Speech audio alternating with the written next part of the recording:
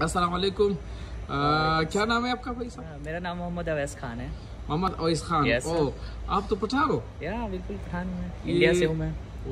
ओ, ये तो खान लिखा हुआ है। अच्छा, आप कहाँ से हो? मैं इंडिया से हूँ सर। अच्छा, ये कम पठान होते हैं या ज्यादा होते हैं उधर? बहुत सारे पठान हैं वहाँ पे। तो मेरा जहाँ पे मैं रहता हूँ इलाहाबाद रसूलपुर मेरे एरिया का नाम है, वहाँ पे सारे पठान लोग रहते हैं, टोटल पठान। अच्छा, पठानी बात है यार। आज तो बहुत दिल खुश हो गया है कि इंडिया में भी बहुत पठान होता है। बहुत पठान है वहाँ पे सर, बहुत। चलो नाज़रीन, आप लोगों को दिखाते हैं। मैं भी खुद पठान हूँ।